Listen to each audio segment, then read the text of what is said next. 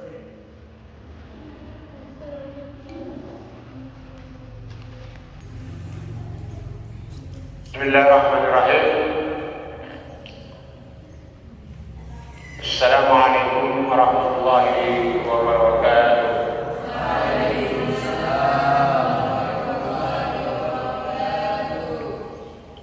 Alhamdulillahi rabbil alamin wal 'aqibatu lil muttaqin wa la 'udwana illa 'alal zalimin.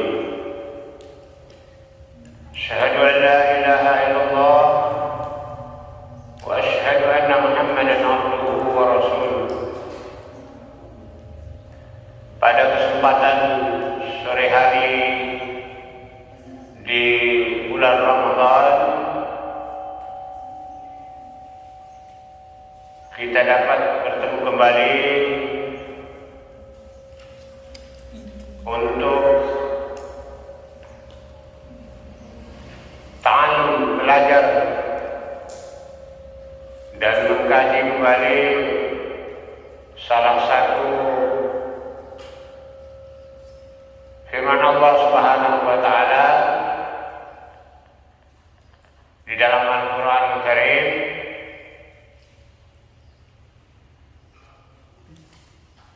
yang berbicara tentang mengajak orang lain tapi melupakan diri sendiri. Jadi dalam salah satu kajian kita pada kitab tafsir ayat-ayat ahkam ini, hadis yang keempat yang akan kita pelajari adalah temanya mengajak orang lain tapi melupakan diri sendiri. Silakan dibuka terlebih dahulu Quran surah Al-Baqarah ayat 44.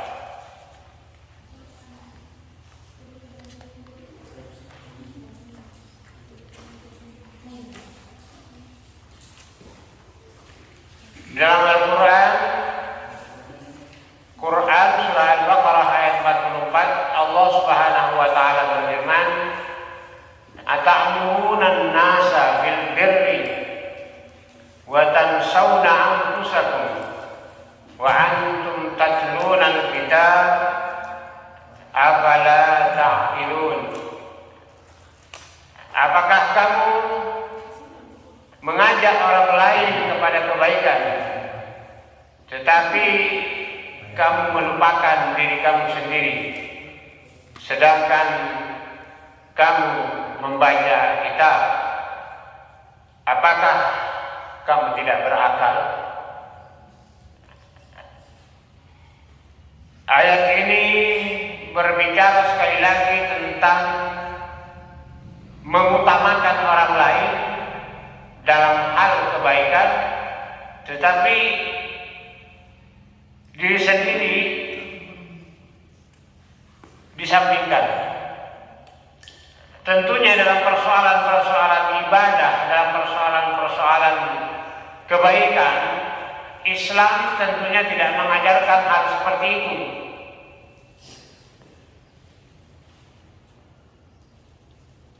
Yang diajarkan dalam Islam tentang persoalan ibadah, tentang persoalan-persoalan kebaikan, kebajikan, yang diajarkan adalah bagaimana kita lebih mengutamakan diri sendiri daripada orang lain.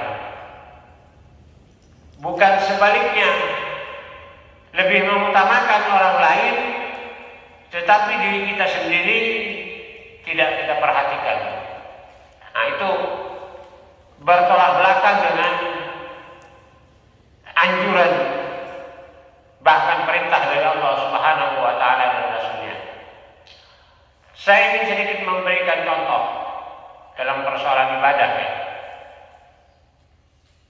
Persoalan saf dalam salat berjamaah misalnya. Terkadang kita lebih menyuruh mengutamakan orang lain untuk menempati saf-saf di depan, memerintahkan orang lain untuk menempati saf di depan, tapi kita sendiri justru duduk di saf belakang. Nah, dalam persoalan seperti ini, itu tidak dibenarkan dalam Islam, dalam syariat Islam. Begitu juga dalam persoalan perintah sholat misalnya, perintah ibadah. Kita senantiasa memerintahkan dan mengajak orang lain untuk melakukan sholat berjamaah misalnya di masjid. Tapi justru kita sendiri tidak mau sholat berjamaah di masjid. Enggan untuk melangkahkan kaki kita menuju masjid, menuju mushola.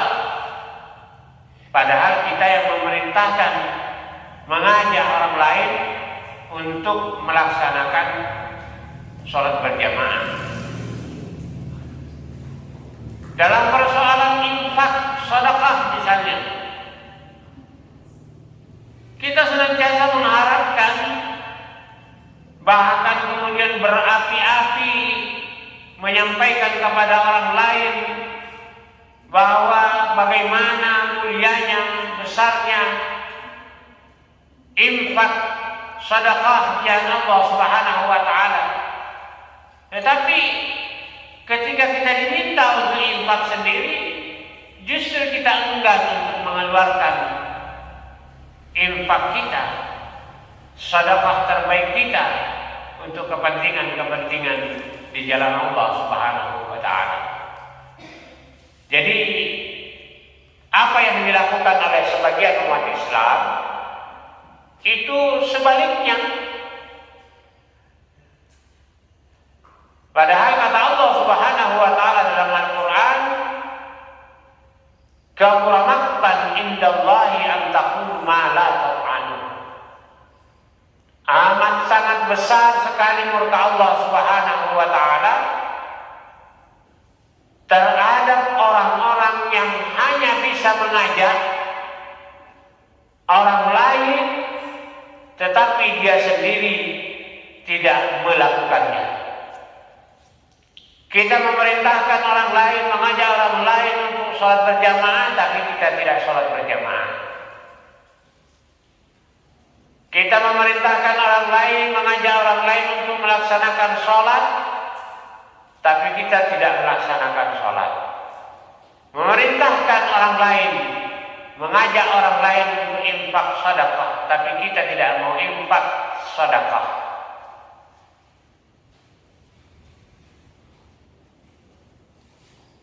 Jadi amat besar sekali murka Allah Subhanahu wa taala terhadap orang-orang yang seperti itu. Mudah-mudahan kita terhindar dari perbuatan-perbuatan seperti yang kita sampaikan tadi, dan mudah-mudahan kita mampu melaksanakan perbuatan-perbuatan yang baik, bukan hanya pandai mengajak, tapi kita juga yang melaksanakannya. Jadi dalam bahasa lainnya yang biasa sering kita dengar, ada istilah fastabiqul khairat. Itu justru yang seharusnya dilakukan. Fastabiqul khairat. Berlomba-lombalah kamu menuju atau untuk melaksanakan kebaikan. Jangan justru berlomba-lomba untuk tidak melaksanakan, atau justru berlomba-lomba untuk melaksanakan apa yang dilarang oleh Allah Subhanahu wa taala. Anak-anak sekalian, jemaah taklim yang dimuliakan Allah Subhanahu wa taala, itu sedikit kupasan penjelasan tentang Quran surah Al-Baqarah ayat 44. Di dalam Al-Quran surah Al-Baqarah ayat 44 ini, ata'murunan nasa, ada kata-kata ata'muruna. Ata'muruna itu berasal dari kata amara ya'mur.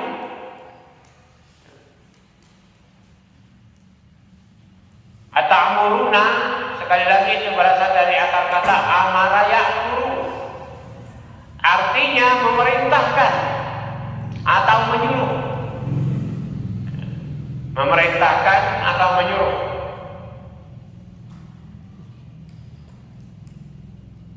Huruf alif yang diawali ata'murunahu, alif yang ada hamzah di atasnya itu satu huruf yang biasa dipergunakan untuk bertanya. Jadi ata'murunan nasa, apakah kamu? Nah, jadi ada bentuk pertanyaan karena ta'muruna itu diawali dengan huruf alif. Ata'murunan nasa, apakah kamu menyuruh? Apakah kamu menyuruh untuk bertanya? Jadi dipakai untuk bertanya. Kalimat alif itu dipergunakan biasanya untuk bertanya. Karena itu terjemahan dari kalimat ata'muruna itu apakah kamu menyuruh? Bukan hanya sekedar menyuruh. Kalau amara ya'muru ya menyuruh. Ya. Tapi karena diawali dengan huruf a, alif, ata'muruna, maka terjemahannya adalah apakah kamu menyuruh? Albir, ata'muruna nasa bil bir. Bil bir. Albir. Albir itu bukan bir, bukan minuman. Albir itu kebaikan. Dalam ayat ini ata'muruna nasa bil bir. Bir di sini itu artinya kebaikan. Kebaikan atau kebajikan.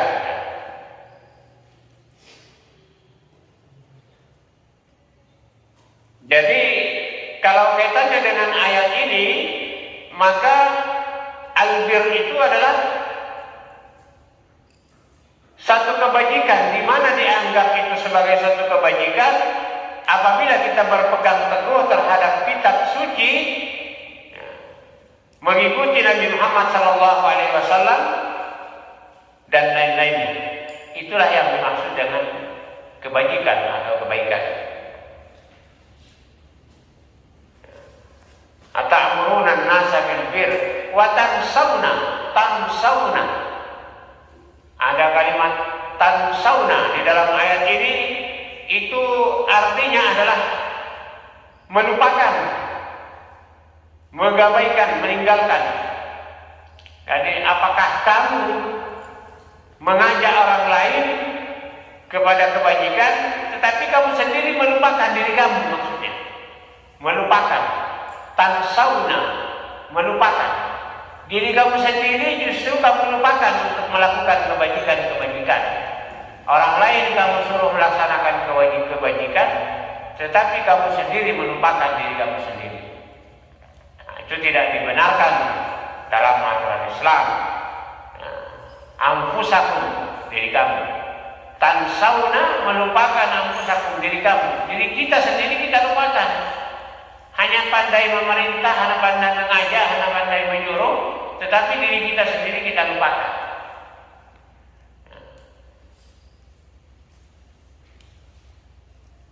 Dan itu bisa menjadi satu kebiasaan manusia pada umumnya. Karena itu apa kata Bang Haji Roma Irama?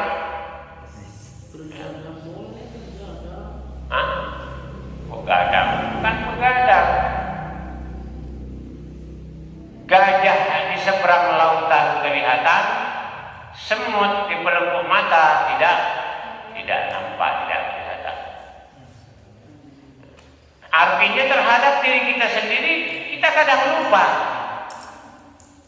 Baik itu kaitannya dengan kebaikan, kita lupa. Kita memerintahkan orang lain, tapi kita melupakan diri kita sendiri. Begitu juga dengan keburukan, sesuatu yang tercela. Terkadang kita hanya mampu melihat perbuatan tercela yang dilakukan oleh orang lain, Tetapi diri kita sendiri tidak mampu kita lihat keburukan dan kejelekan dan serta sifat tercela yang kita miliki tidak kita sadari, tidak kita lihat. Itu kebiasaan karakter yang banyak dimiliki oleh kita manusia. Karena itu seharusnya adalah hasibu qabla an tuhasibu. Hisab dirimu, perhatikan dirimu, perhatikan kelemahan-kelemahan dirimu, perhatikan kekurangan-kekurangan dirimu, perhatikan kejelekan-kejelekan dirimu sebelum engkau memperhatikan kelemahan, kekurangan serta kejelekan orang lain. Diri kita sendiri yang harus kita terlebih dahulu lihat, baru kemudian melihat kepada orang lain. Begitu juga dalam persoalan kebaikan. Persoalan kebaikan yang harus kita utamakan, diri kita lihat.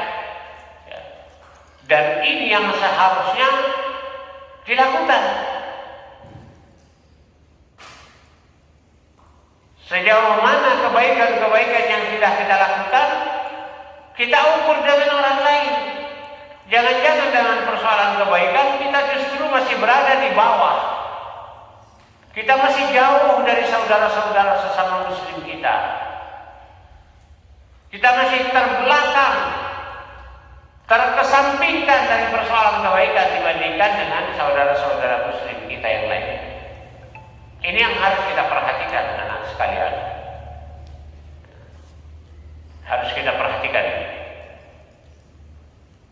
Baru kemudian hal itu bisa meningkatkan kualitas ibadah kita kepada Allah Subhanahu wa taala. Jadi satu hal yang harus kita ingat adalah bahwa baik itu dalam persoalan kebaikan, baik itu dalam persoalan kejelekan, persoalan sesuatu hal yang tidak baik, apalagi persoalan-persoalan yang baik, persoalan kewajiban, itu harus kita perhatikan dengan sebaik-baiknya. Terutama sekali dalam persoalan kebajikan-kebaikan. Jangan sampai kemudian kita justru lebih mengutamakan orang lain, mau agak dibilang pahlawan misalnya. Pada kita yang muda kita. Padahal anu diri ini sebetulnya lagi ada dari kuno masak paling depan. Padahal seharusnya ningkono yang mana masak paling depan agar ahasa diri tertarik kita atau kalau perlu baru mengajak orang lain. Kamu sih kita sampai berjamaah, tapi justru dia kayak sampai berjamaah. Jangankan sampai berjamaah, sampai dandangan mana belum tentu. Padahal kata Allah Subhanahu wa taala, kata Rasulullah dalam sebuah hadisnya, tarul muslim wal khuf as-salat. Yang menjadi pembeda antara kita dengan HKPR itu adalah sambayah. Arti dalam memiliki sambayah ay bedana sama HKPR. Bisa perbedaan lagi. Karena ia jadi pembeda antara kita dengan HKPR. Karena itu harus sambayah. Jadi anak-anak sekalian yang saya hormati, berkenaan dengan ayat ini, dengan ayat Quran surah Al-Baqarah ayat 44 ini, Ibnu Abbas mengatakan bahwa ayat ini diturunkan oleh Allah Subhanahu wa taala berkenaan dengan tentang kaum Yahudi yang berpesan kepada keluarga mereka yang sudah memeluk Islam tetaplah kamu pada agama itu, karena dia adalah agama yang hak, sementara mereka sendiri enggan memeluk Islam. Jadi satu kejadian yang menimpa orang-orang Yahudi yang memeluk Islam, maka diturunkan ayat ini, atau biasa disebut dalam istilah ilmu Al-Quran nuzul, asbabun nuzul daripada ayat ini diturunkan berkenaan dengan kejadian orang Yahudi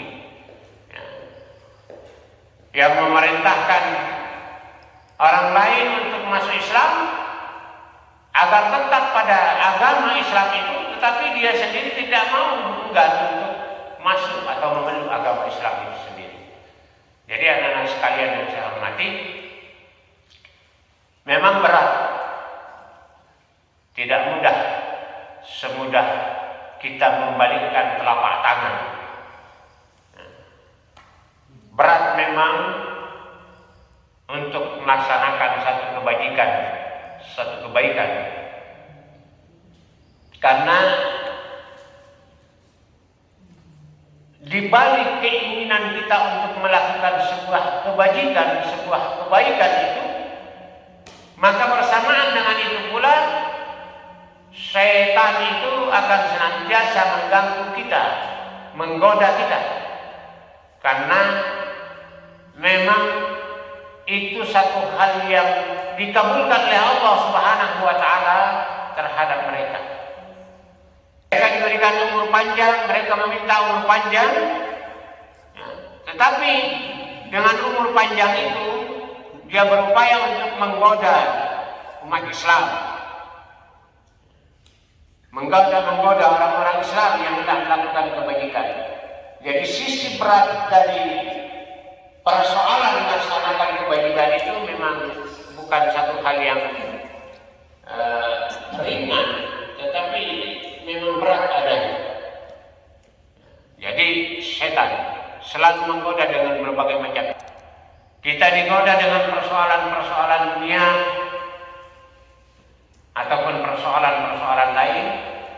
Ketika Anda melakukan satu kebajikan, maka bisikan-bisikan untuk menggiurkan kita terhadap dunia itu serta-merta juga dihembuskan ke dalam hati kita, ke dalam pikiran kita oleh setan. Mungkin pada saat kita hendak melaksanakan sholat subuh misalnya, setan itu ketika keinginan untuk bangun melaksanakan sholat subuh, setan itu pun berbisik kepada kita, tidak bisa bangun, waktu subuh masih panjang. Kamu kalau bangun kena air nanti bisa-bisa kamu sakit, masuk angin. Tak usah bangun dulu. Di sini aja, tarik dulu selimutnya. Dibisikkan oleh setan. Kita, ya wajar juga karena memiliki iman lemah, ya serta-merta kita tergoda. Ditarik selimut, kemudian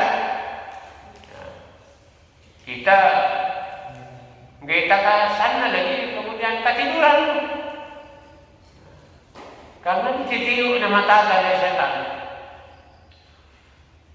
tergoda. Betul kemungkinan untuk sembahyang asar misalnya, sembahyang asar luar biasa beratnya. Nah sekalian, aina lagi namun nahan seharian menjama mulai nyalok, tarik loor menjama. Badan terlalu dipapalu, kami ngalang tidur sampai asar. Ia buka apa bolong sampai asar. TPP ini mana? Butin apa bolong sampai asar. Bibisi setan kali kadang kenapa bolong mas betul. Asar masih tahu guna. Ditarik lagi bungkus bengkak, ditetar bengkak lagi. Jadi berbagai macam cara. Jadi untuk melakukan sebuah kebajikan itu, ya, luar biasa perannya.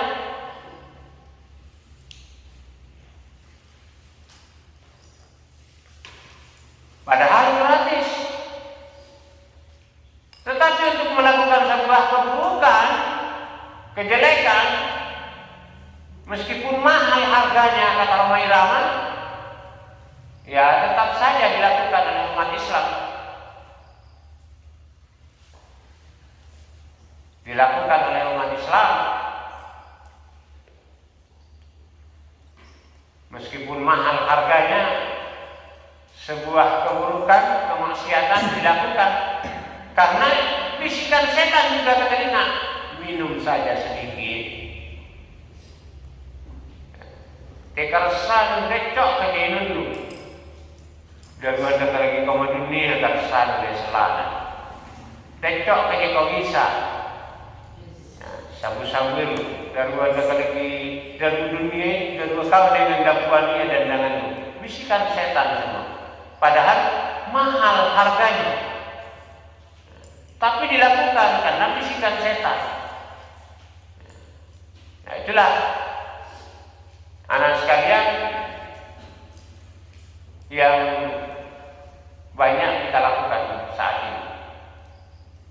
Kita lebih mengutamakan orang lain dalam persoalan-persoalan kebajikan, persoalan-persoalan perintah Allah Subhanahu wa taala. Kita lebih mengutamakan orang lain, tetapi melupakan diri kita sendiri. Jadi anak-anak sekalian, kita ini hidup membutuhkan sebuah pedoman. Pedoman hidup umat Islam itu kompasnya hanya ada dua, Al-Quran dan Sunnah Rasulullah Muhammad SAW. Itu pedoman hidup umat Islam. Ya. Pedoman hidup umat Islam hanya ada dua, kompas. Taraktu fikum amrayni lam tadillu abada, bihima in tamassaktum kitab Allah wa sunnah Rasulullah. Jadi hanya ada dua yang aku tinggalkan kata Rasulullah untuk kamu. Kalau kamu berpegang kepada keduanya, tidak pernah menoleh ke kanan dan ke kiri, ke atas dan ke bawah, hanya memandang ke depan Al-Quran dan Al-Hadis, maka selamanya di dunia wal akhirat kita tidak akan pernah tersesat, karena kompas kita benar. Kompas kita benar. Tapi ketika kita melirik kompas-kompas lain yang bisa saja error, dan kemungkinan memang error selain daripada dua ini, ya maka kita akan tersesat.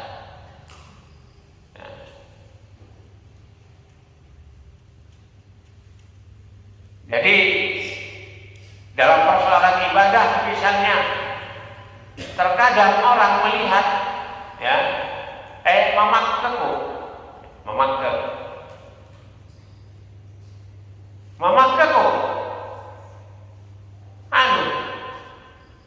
sambayahnya tamu betul sana atau pasikara pahmat ke kompas, padahal hamamat ke ore seharusnya orang maka habis di kompasnya. Jadi keliru apabila kita mengatakan bahwa makkeku, ustaz antu, ustaz aku, ustaz beku, ustaz citu, ya. Si pulang tuh petitu, tak bisa. Mbok kok petiru, waktu kok petiru, bukan begitu. Ya. Aturan Islam terhadap kita hamba Allah Subhanahu wa taala adalah bagaimana sih menurut Al-Quran kalau ada persoalan, bagaimana sih menurut hadis kalau ada permasalahan, merujuk kepada dua kompas ini agar tidak keliru.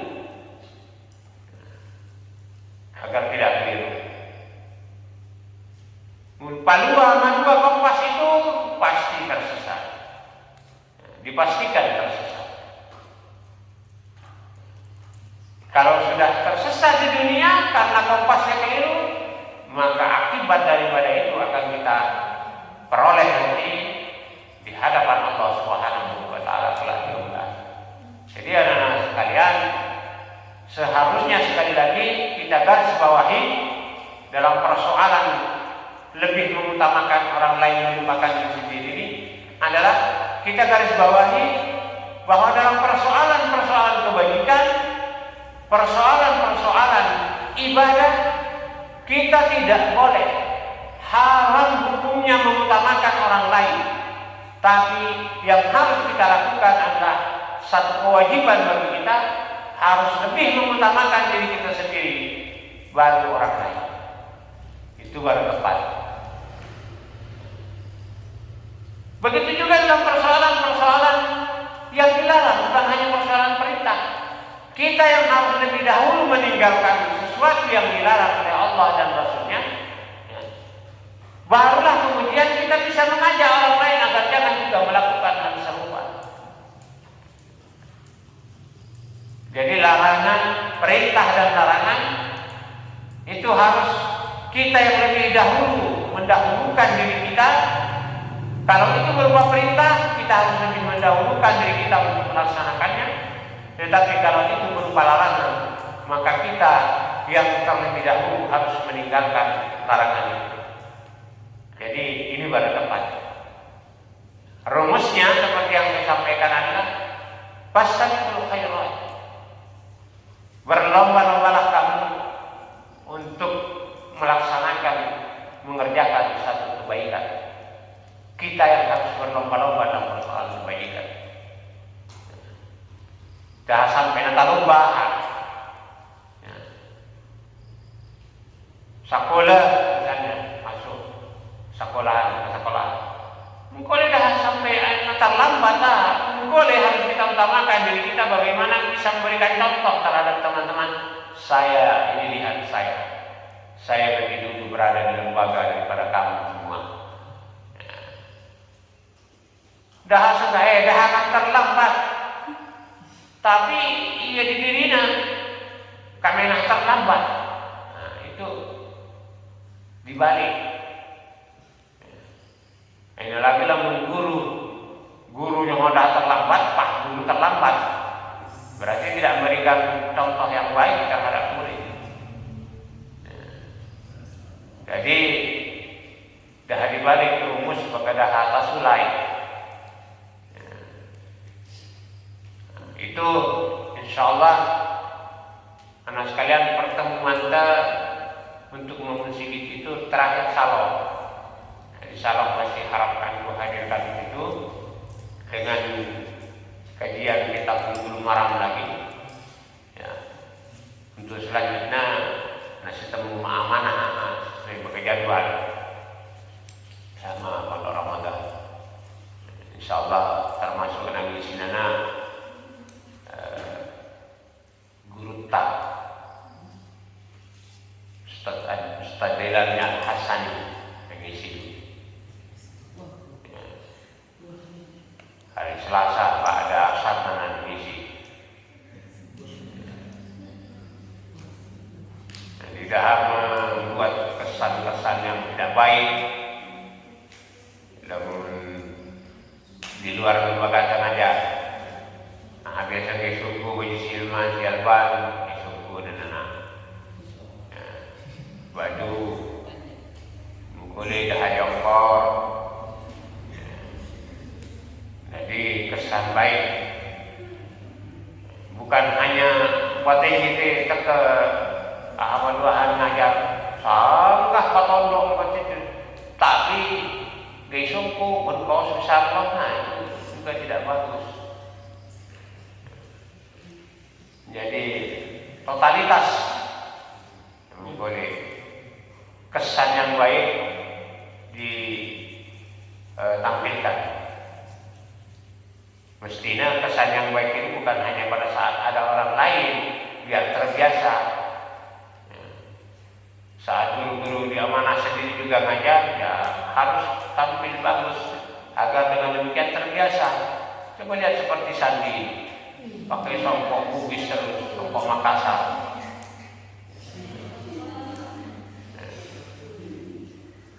Tahu Badung udah ke Badung Bang pakai? Baik. Coba lihat. Idris juga ini. Meskipun jalan kaki ke sini hadir terus. Tidak seperti yang lainnya. Banyak yang tidak hadir. Jadi kembali kepada persoalan materi kita adalah lebih mengutamakan orang lain tapi melupakan diri sendiri. Itu adalah satu hal yang bertolak belakang dengan konsep Islam. Ya. Mestinya lebih mengutamakan diri sendiri, ya baru orang lain. Dalam persoalan-persoalan lain rumusnya juga ada hasibu qabla an tuhasibu. Kita harus menghisap diri kita sebelum kita menghisap orang lain. Kalau perlu tidak perlu menghisap orang lain, cukup diri sendiri saja yang dihisap. Tidak usah memperhatikan kelemahan, kejelekan, kekurangan orang lain. Tidak perlu, diri sendiri saja yang dilihat. Ya. Diperhatikan. Sambil kemudian kekurangan-kekurangan diri kita itu kita rubah. Ya. Kita rubah. Karena dengan demikian kita bisa berubah pula menjadi orang-orang yang betul-betul dikehendaki oleh Allah dan Rasulnya Muhammad SAW. Simpel, terakhir, dalam persoalan apapun kita harus senantiasa merujuk perbuatan kita kepada uswah dan qudwah daripada Rasulullah Muhammad SAW dalam segala aspek. Ya. Dalam segala aspek, entah itu cara ibadahnya, cara bermuamalahnya, ya. Cara berpakaiannya, semuanya dari segala aspek kehidupan Rasulullah itu seharusnya menjadi uswah, menjadi contoh.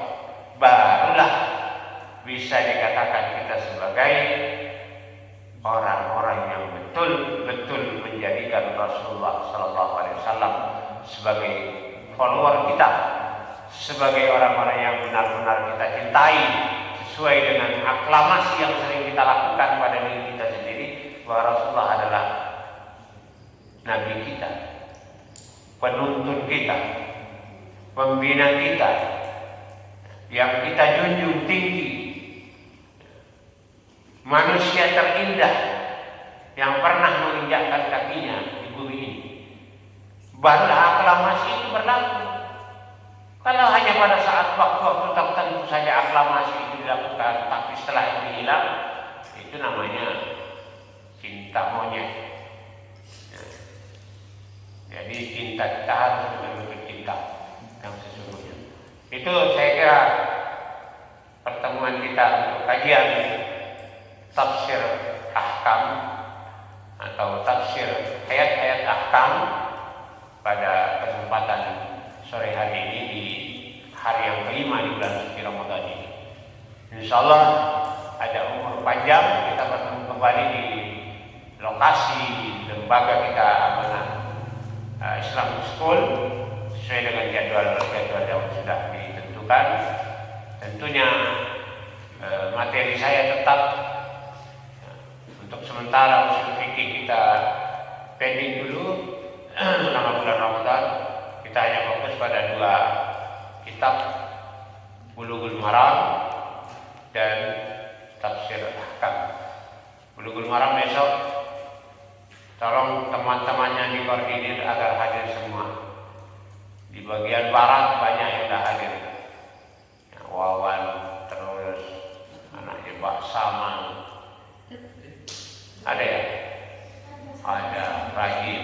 Anaknya siapa namanya itu? Anaknya Sina. Siapa namanya itu anaknya? Hah? Saya Ranur ya? Nah, ada? Ada dia namanya? Oh. Adela apa Adela? Koordinir teman-temannya. Yang laki-laki mengkoordinir laki-laki, yang perempuan.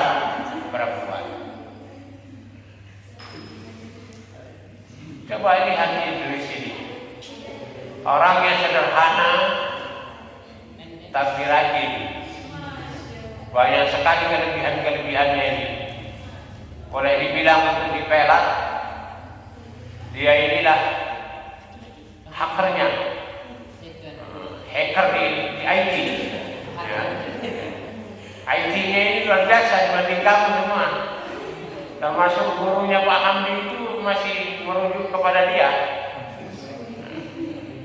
Jadi luar biasa. Seandainya saya perempuan, saya sudah melamar Idris. Dan menunggu Idris yang melamar saya. Atau mungkin ada yang malu-malu setelah acara ini bisa merapat ke saya. Piyah misalnya, Ustaz, mengalami Ustaz Idris, kan? Tajana, Ustaz, setelah ke Idris.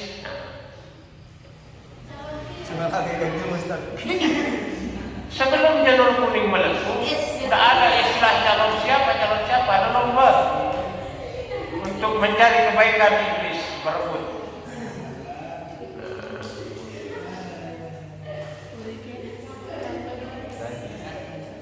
Jadi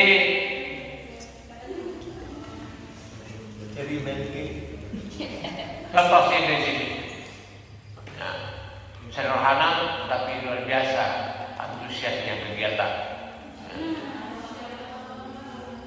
Cuma sayang nanti suruh mengunceng, apa bayar aku.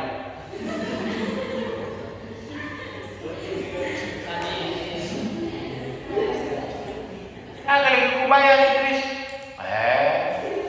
bisnis is bisnis. Oh, bisnis mengunceng, jadi harus tetap bayar. Nah, jadi anak sekalian, kamu juga begitu dalam kehidupan ini. Coba lihat kanan kirinya temannya, siapa yang saya harus ikuti misalnya. Dalam persoalan kebersihan, saya pakai bersih, pakai dahar merumus. Persoalan ibadah, tidak sih rajin ibadah, semasa pakai para tabiat rajin. Ya. Tiru, bertambah. Jadi anak sekalian, kita akhiri pertemuan kita ini sambil menunggu waktu berbuka puasa. Ya. Sebelum kita tutup, mungkin ada pertanyaan yang perlu disampaikan, silakan ditanyakan, baik terkait dengan materi ataupun di luar materi. Saya persilakan. Pak Ustaz, Silakan. boleh dalam keadaan hadas atau junub puasa? Dalam keadaan hadas atau junub, lihat kondisinya. Kalau kamu dalam kondisi junub ya, junub misalnya, kemudian makan sahur, ya, habis makan sahur kamu ketiduran, sampalana batu PP6. Nah, apakah saya membatalkan puasa saya atau saya meneruskan? Nah, dalam kondisi seperti itu kita harus tetap berpuasa. Pada saat itu langsung mandi, kemudian sampai subuh, ya, dan puasa kita teruskan. Tetapi dalam kondisi jam 6 tiba-tiba kamu lihat istri kamu tidur di samping kamu, sarungnya terangkat, kamu punya keinginan lalu melakukan, ya tidak boleh. Dalam keadaan seperti itu tidak boleh. Bahkan kata Nabi Shallallahu Alaihi Wasallam, orang yang sengaja berbuka puasa tanpa sebab-sebab tertentu yang menyebabkan dia membatalkan puasanya, maka seumur hidupnya dia ingin mengganti puasa yang ia batalkan tadi itu tidak bisa mengganti. Sengaja dia puasa tanpa ketentuan syar'i, dia boleh batal puasanya. Seperti musafir, sakit. Tanpa ketentuan yang dia membatalkan puasa, maka seumur hidupnya dia berpuasa mengganti puasanya itu tidak bisa menggantinya. Jadi kondisi dari pertanyaan itu yang bisa menjadi ketentuan.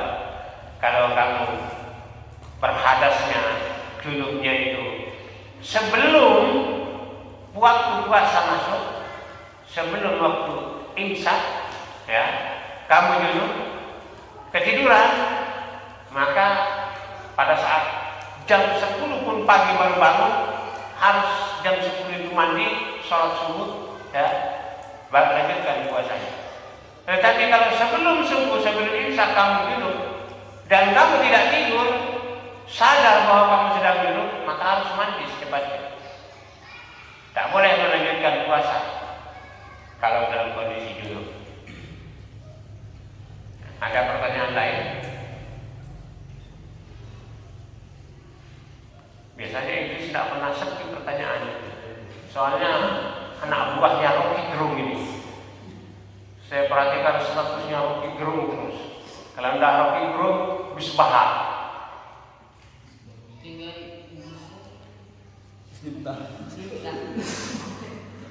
Di chatnya ya, lagi aktif.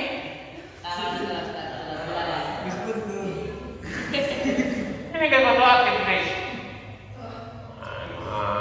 Ustaz Pospot.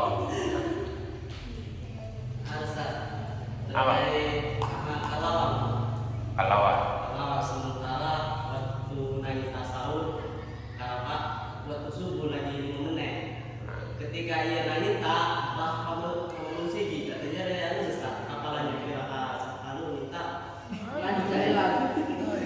Imsak itu kan menahan artinya. Imsak itu artinya menahan. Belum masuk waktu di mana ketika kita sudah tidak dibolehkan makan, tapi hanya sudah dianjurkan untuk menahan. Tetapi ketika sudah masuk waktu subuh, baru pada saat itu tidak boleh makan. Namun akal lawan,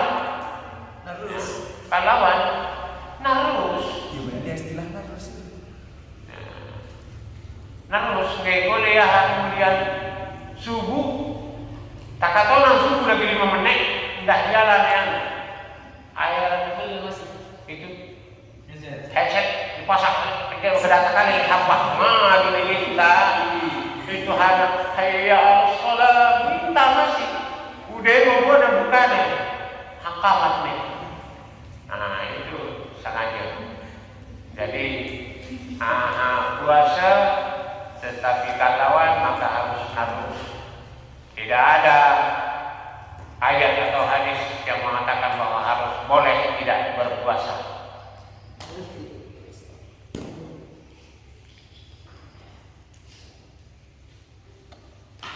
Ada pertanyaan lagi? Kalau tidak ada, saya buatkan satu pertanyaannya. Nanti pada saat pemateri lain nanti menyampaikan terkait dengan puasa, tanyakan. Ya ayyuhalladzina amanu kutiba alaikumus syiyam kama kutiba alal ladzina min qablikum la'allakum tattaqun.